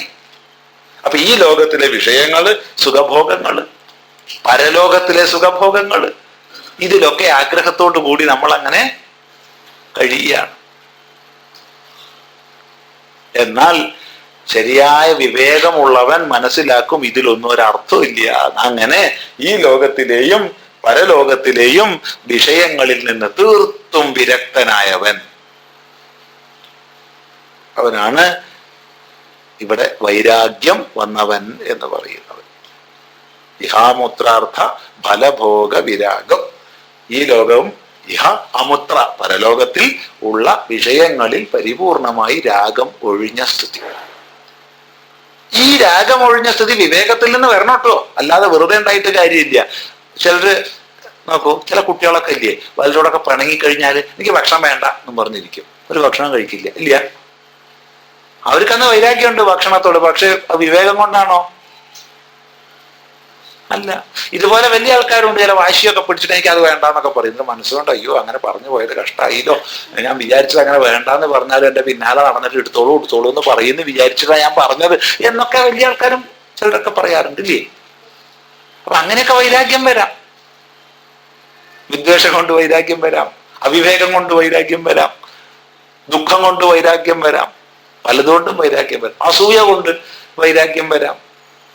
അതുകൊണ്ട് ഇവിടെ ഗുരുദേവൻ പറയുകയാണ് അങ്ങനെയുള്ള വൈരാഗ്യമൊന്നും വേണ്ട, നമുക്ക് നിത്യാനിത്യ വിവേകത്തിൽ നിന്നുള്ള വൈരാഗ്യത്തെ ആപദ്യ നേടിയെടുത്തിട്ട് ആ പൂർവകമായ പദ് ധാതുവാണ്. പദ് ധാതുവിൽ നിന്നാണ് പദം, പാദം തുടങ്ങിയ ശബ്ദങ്ങളൊക്കെ ഉണ്ടാവുന്നത്. ആപദ്യ നേടിയെടുത്തിട്ട്. സദ്വിദ്വാൻ, സദ്വിദ്വാൻ വല്ലാത്തൊരു പ്രയോഗം അത്. സദ്വിദ്വാൻ ശരിക്കും അക്ഷരാർത്ഥത്തിൽ സദ്വിദ്വാൻ എന്ന് പറഞ്ഞാൽ സത്തിനെ അറിഞ്ഞവെന്ന അർത്ഥം. ഇവിടെ പതെടുക്കാൻ വയ്യ. എന്തുകൊണ്ട്? ഇവിടെ ശിഷ്യനാണ്, തത്വാന്വേഷിയാണ്. അതുകൊണ്ട് തത്വാന്വേഷിയെ സംബന്ധിച്ച് പരമമായ സത്യത്തെ അറിഞ്ഞവൻ എന്ന് പറഞ്ഞാൽ പിന്നെ അവൻ എന്തിനാ ഗുരുവിന്റെ അടുത്ത് പോണത്? കൃതാർത്ഥൻ ആരെങ്കിലും അന്വേഷിച്ചു പോവാറുണ്ടോ? ഇല്ല. അപ്പൊ പിന്നെ സദ്വിദ്വാൻ എന്നുള്ളതിന്റെ അർത്ഥം എന്ത്? ഈ അനിത്യമായ മിഥ്യാപ്രപഞ്ചത്തിന് ഒരു സദധിഷ്ഠാനം കൂടിയേ തീരൂ എന്ന് വിവേകത്തിലൂടെ അറിഞ്ഞവൻ, ബുദ്ധിതലത്തിൽ ലോക നിലവാരത്തിൽ അല്ലെങ്കിൽ തൻ്റെ ജീവിത അനുഭവങ്ങളിൽ നിന്നൊക്കെ തന്നെ സദധിഷ്ഠാനമുണ്ട് ലോകത്തിനെന്ന് മനസ്സിലാക്കിയവൻ. സത്ത് എന്നൊന്നുണ്ട്, അതെന്തെന്ന് സാക്ഷാത്കരിച്ചിട്ടില്ല. സാമാന്യ വിവേകമുള്ളവർക്കൊക്കെ തന്നെ ഈ ലോകത്തിനൊരു സദധിഷ്ഠാനം ഉണ്ട് എന്ന് നമുക്ക് വിവേകം ചെയ്ത് മനസ്സിലാക്കാൻ കഴിയും. ഇല്ലേ? ചിന്തിച്ചു നോക്കൂ. ഇതെല്ലാം നിലനിൽക്കുന്നുണ്ടെങ്കിൽ ഇതിനെ നിലനിർത്തുന്നൊരു ഉണ്മ വേണ്ടേ? ആ ഉണ്മ എന്തെന്ന് സാക്ഷാത്കരിച്ചിട്ടില്ലെങ്കിലും അങ്ങനെ ഒരു ഉണ്മയെക്കുറിച്ച് വിചാരം ചെയ്യാൻ കഴിവുണ്ട്. അത് സാമാന്യ ബോധം കൊണ്ട് നേടിയിട്ടുണ്ട്. അങ്ങനെ സത്താകുന്ന അധിഷ്ഠാനത്തെ അറിഞ്ഞവൻ സാക്ഷാത്കരിച്ചിട്ടില്ല. നിത്യമായെന്നുണ്ടെന്നറിയാം, അതെന്തെന്ന് സാക്ഷാത്കരിച്ചിട്ടില്ല.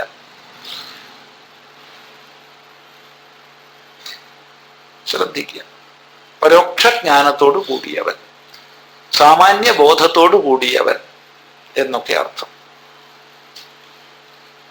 ചോദ്യം. അപ്പൊ വീണ്ടും സംശയം, എന്നാലും അയാളെ കൊണ്ട് വിദ്വാൻ എന്ന് പറയാമോ? ജിജ്ഞാസു എന്നല്ലേ പറയാൻ പറ്റൂ? അല്ലേ? ഇങ്ങനെയൊക്കെ അങ്ങോട്ട് വ്യാഖ്യാനിച്ചു വെച്ചാലും അയാളെ വിദ്വാൻ എന്ന് പറയാൻ പറ്റുമോ? ജിജ്ഞാസു എന്നല്ലേ പറയാൻ പറ്റൂ? ഇവിടെ ഗീതയിലൊരു ഭാഗം അനുസന്ധാനം ചെയ്തു നോക്കൂ. മനുഷ്യാണാം സഹസ്രേഷു കശ്ചിത് യതതി സിദ്ധയേ യതതാമപി സിദ്ധാനാം. യതതാമപി സിദ്ധാനാം. ശ്രദ്ധിക്കുക. യതതാമപി സിദ്ധാനാം കശ്ചിൻ മാം വേത്തി തത്വതഃ. ആയിരക്കണക്കിന് മനുഷ്യന്മാരിൽ ഏതോ ഒരാള് ജ്ഞാനസിദ്ധിക്കായിക്കൊണ്ട് പരിശ്രമിക്കും. അങ്ങനെ പരിശ്രമിക്കുന്ന സിദ്ധന്മാരിൽ ഏതോ ഒരാള് എന്നെ അറിയുന്ന. ഇവിടെ ഭാഷ്യകാരൻ ഒരു ചോദ്യം ഉന്നയിക്കുന്നുണ്ട്. അല്ലേ ഭഗവാനെ, പരമമായ തത്വസാക്ഷാത്കാരം നേടിയാലല്ലേ ഒരാൾ സിദ്ധനാവും? അതെ. എന്നിരിക്കെ പരിശ്രമിക്കുന്ന ജിജ്ഞാസുവെ കുറിച്ച് എന്താണ് സിദ്ധൻ എന്ന് പറയാൻ കാരണം? ഭാഷ്യകാരൻ ചോദിക്കുക. അതിന് മറുപടി ഭാഷ്യകാരൻ തന്നെ പറയുക. അതെ, ഈ വിഷയാകർഷണത്തിൻ്റെതായ മേഖലയിൽ അതിനെയെല്ലാം അതിക്രമിച്ച് പരമമായ തത്വാന്വേഷണത്തിൽ ഏർപ്പെട്ട് ആ സത്യസാക്ഷാത്കാരം മാത്രം ജീവിത ലക്ഷ്യം എന്ന് മനസ്സിലാക്കി ആരാണോ പ്രയത്നിക്കുന്നത് ആ ജിജ്ഞാസു പോലും സിദ്ധനാണ്. ശ്രദ്ധിക്കുക. ആ അർത്ഥത്തിൽ ഇവിടെ സത്തത്വത്തെ ബൗദ്ധികമായി അറിഞ്ഞിരിക്കുന്ന എന്നാൽ പരമതത്വത്തെ സാക്ഷാത്കരിച്ചിട്ടില്ലാത്ത ആളെയും വിദ്വാൻ എന്ന് പറയാം. സദധിഷ്ഠാനമുണ്ട് എന്നറിഞ്ഞിരിക്കുന്നവൻ. ആർക്കും സമയബോധം ഇല്ല കേട്ടോ, സമയബോധമൊന്നുമില്ല, അങ്ങനെ പറഞ്ഞു പോകും. എത്ര മണി വരെയാ വെച്ചത്? 8 മണി. ഇപ്പൊ എത്രയായി? 8 എന്നാ ശരി, സദ്വിദ്വാൻ എന്നുള്ളത് അവിടെ നിർത്തുക.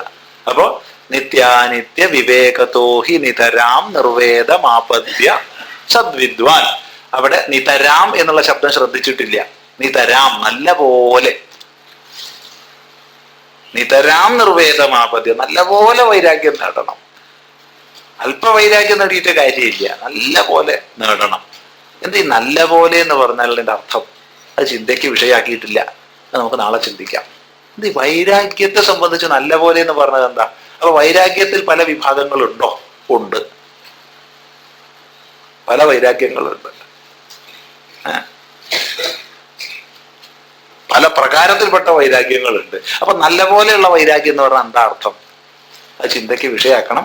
അത് നാളെ ഓർമ്മിപ്പിക്കുക, അത് പറയാൻ. അത് നമുക്ക് ചിന്തിച്ച് പോവാം. അപ്പൊ പഞ്ചകം ആണ് പൂർത്തിയാക്കുമെന്നൊന്നും പറയാൻ വയ്യ. എന്തായാലും എത്തിനടുത്ത് എത്തട്ടെ അല്ലേ? ശരി. ഓം ഗുരുർ ബ്രഹ്മ ഗുരുർ വിഷ്ണു ഗുരുർദേവോ മഹേശ്വരഃ ഗുരു സാക്ഷാത് പരം ബ്രഹ്മ തസ്മൈ ശ്രീ ഗുരവേ നമഃ.